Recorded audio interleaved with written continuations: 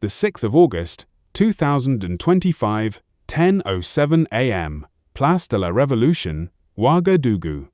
The sun was high, the heat shimmered on the pavement, but no one moved. Tens of thousands stood still, silent, breath held, eyes locked on a single podium. The cameras zoomed in. A dark green beret, a weathered face, and a voice the world has learned not to ignore. President Ibrahim Traore stepped forward. He cleared his throat, and then history shifted. From this day forward, he declared, African Americans and our brothers and sisters from Jamaica, Barbados, Haiti, Trinidad and Tobago are eligible to receive the United States of Africa passport. No drumroll, no music, just truth dropped like thunder. The square erupted. Hands flew to the sky. Elders wept. Young people chanted. Across the continent, screens lit up. In Accra, Dakar, and Harlem, disbelief gave way to awe. Because this wasn't a diplomatic gesture. It wasn't about tourism, or trade, or soft power. It was about bloodlines, memory, and justice delayed too long. For over 4 centuries, they were ripped from the continent, chained, renamed, sold. Generations lost to cotton fields, ship manifests, and false flags. Now, in a moment that stunned both Africa and the diaspora, Traore tore open the door they were never supposed to walk through again. He didn't say they, he said ours. He didn't say foreigners, he said children. And the crowd understood. In a time when passports divide, this one unites. But what does it really mean to hand a document to a descendant of the enslaved and say, welcome home? Is it enough? Is it too late? Or is it the beginning of something the world can no longer deny? Is this just a piece of paper, or the return of something far deeper than nationality? The story doesn't stop here, because what Traore gave was not just a passport. So what exactly did he awaken? And why are governments from Washington to London suddenly watching, in silence? The 6th of August, 2025, 10:29 a.m., Ministry of Identity and Return, Ouagadougou. They thought it was just a passport. But when the cameras zoomed in on the first copy deep green cover, embossed in gold, words dancing across its face, the room went quiet. United States of Africa, Burkina Faso, Ghana, Nigeria. And just beneath it, a bold inscription in silver foil, African Diaspora Edition. This was not a visa waiver. This was not a welcome stamp. This was a declaration. You belong. Every line in the document had been fought for not by lawyers, but by generations. Centuries of rupture were now printed in ink, legal, sovereign, irreversible. Inside, the rights were clear. Visa-free access to all African Union countries. Permanent residency upon arrival. Dual nationality after 1 year. Access to language training, housing support, employment placement. But it wasn't the legal clauses that broke the internet. It was what came next. A Jamaican elder, standing barefoot in Bobo Dioulasso, clutching a family tree traced back to 1786. A young African-American woman from Georgia, weeping as she kissed the red soil near Koudougou. A Haitian teacher, trembling as he whispered, "I never thought I'd see this." The video of them receiving their passports reached 89 million views in 72 hours, not because it was flashy, but because it was sacred. And then came Traore, calm, centered, unshaken. He stood beneath the flag of the new Africa and delivered a line that stopped the continent cold. "We do not want your money, we want your soul." He wasn't speaking in metaphors. In Burkina Faso, identity is not a transaction, it's a return. Because this document does not just grant access, it affirms memory. It is the first official state-issued recognition that the diaspora is not foreign. It's family. For too long, passports have been used as tools of exclusion, proof of power, leverage of control. Traore's model flips the script. This is a document not of status, but of sacrifice. Not of citizenship, but of connection. The legal framework was vetted by Burkina Faso's Ministry of Justice in June 2025, but the deeper framework was spiritual, cultural, existential. This is not paperwork, this is soul work. But can a document carry 400 years of pain and still be light enough to lift hope? Can a borderless vision survive in a world built on walls? And more urgently, who will follow next? The 6th of August, 2025, 3:45 p.m. Ouagadougou International Passport Center. The air is hot, but the line keeps growing. Dozens, then hundreds, now thousands arriving from Accra, Port-au-Prince, Atlanta, Bridgetown. Some carry briefcases. Others bring plastic folders wrapped in cloth inside. Birth certificates, family trees, old photographs, DNA reports, faded letters from great-grandparents who once whispered, "We came from Africa." And today, they return, not to visit, but to reclaim. Inside the newly expanded passport office of Ouagadougou, the pace is relentless, 24 hours a day, no breaks. Since President Ibrahim Traore's announcement on the 4th of August, the government has activated Phase 1 of what officials now call the Diaspora Integration Framework. By presidential decree, the Ministry of Reconnection was established, tasked with managing everything from identity verification to housing, legal residency, language programs, and employment pathways. It is not just a migration office, it is a gate of memory. But Traore made something very clear. This is not a symbolic passport, this is a bond, and it is sacred. We do not grant it to those who deny our dignity. Applicants are vetted using a multi-layered protocol, digital forms in English, French, Haitian, Creole, Jamaican, Patois, ancestral documentation reviewed by human historians and AI-based lineage matchers, legal background checks across Interpol and national justice databases. The system is built fast but not carelessly. According to Minister Aissata Yameyogo, the web portal received over 117,000 unique submissions within the first 48 hours. Engineers doubled bandwidth, staff tripled, community translators were deployed in the arrival halls. But the deeper firewall is ideological. This is not a return for everyone. Applicants must pledge alignment with the African Charter of Sovereignty, a document that rejects racism, colonial nostalgia, and foreign interference. We cannot welcome home those who still serve the empires that tore us apart, Traore said on national radio, the 5th of August. This isn't about exclusion. It's about protection of a dream too long delayed. So now, the system is ready. The doors are open. But one question still lingers. Can a nation wounded by history open its arms without lowering its guard? The 6th of August, 20256, 2 p.m., Accra, Kigali, Johannesburg, Nairobi, Dakar, 5 capitals, 1 continent. The ripple became a wave. Just 48 hours after President Ibrahim Traore's declaration in Ouagadougou, African governments began issuing statements not of caution, but of solidarity. Ghana's Ministry of Foreign Affairs released a joint communiqué. The African diaspora is not a myth.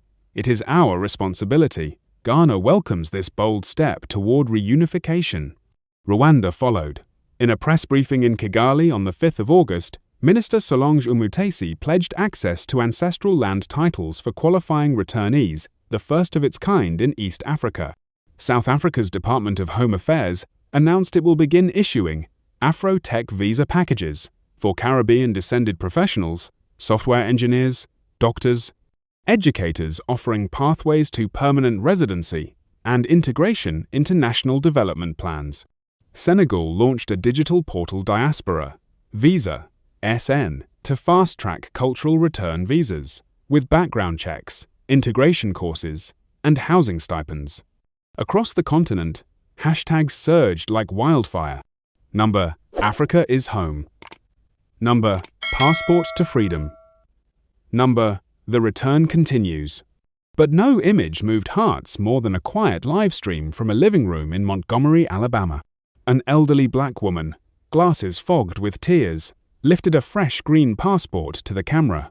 Her voice cracked as she whispered, "My great-grandmother was born in chains. Today, I'm reborn as an African." In the comments below, users from Jamaica to Togo typed one word again and again: welcome. This is not just an act of statehood.